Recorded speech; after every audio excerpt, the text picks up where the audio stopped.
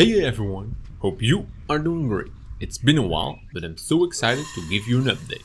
The aviary is finally back to life and it looks absolutely stunning. A few weeks ago we released some of the birds and the flock is thriving. Right now the aviary is home to a colorful flock of birds.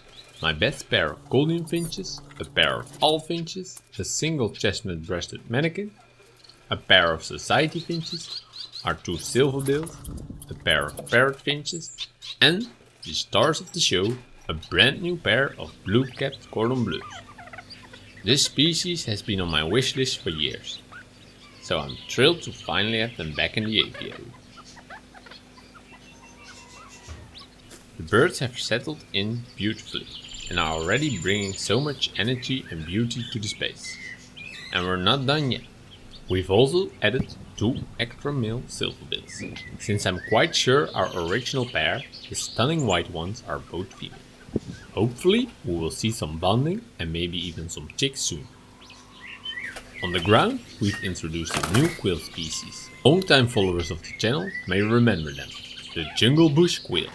With their rich patterns and shy personality, they are a special species I've wanted to work with again. And this pair already feels like a perfect fit. They even come running towards me when I walk into the aviary, which is very special for this species. All the birds love being back outside.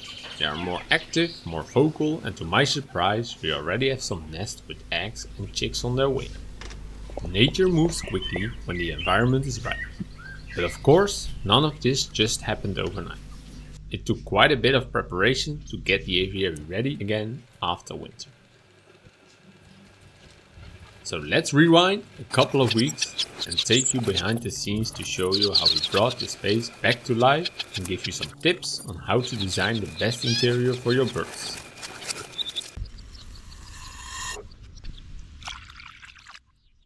When I started working on the aviary a few weeks ago, it honestly wasn't looking great. The plants were dead, the space felt bare, and the energy was just gone. So step 1, a big cleanup. I removed all the old, dried up plants and give the structure a deep clean.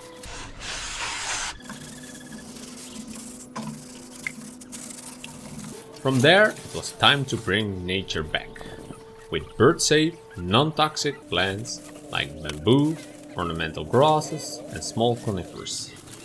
I always try to make the environment as natural as possible, both for the birds and for the way it looks.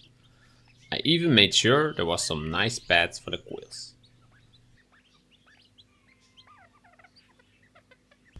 Natural planting isn't just for decoration. It creates shelter, shade, nesting materials and places for the birds to rest, explore and even hide when they have to feel safe. Shelter and shade help the birds deal with changing weather. Temperature control is more important than people think. Too much heat or water can be fatal. I took this into account when creating the aviary. On hot days, I use a misting system to give them a refreshing, gentle spray. And thanks to the sliding roof, I can open the aviary up to let in natural sunlight or close it off to protect them from heavy rain. Of course, a natural looking aviary needs the right kind of branches too. I used untreated wood from fruit trees or willows, at different heights and thicknesses. Adding height differences really gives into that natural feeling and makes sure your birds use the whole aviary. This gives the birds plenty of places to perch, rest, and just as importantly, space to avoid each other when needed. But I also make sure to leave enough open space so they can truly fly and train those wing muscles.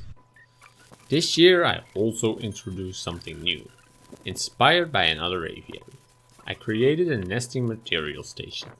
I collected all my grass clippings from last season, packed them into a wire mesh box and made 2 small openings so the birds can pull material out themselves or just use the whole thing as a nest box.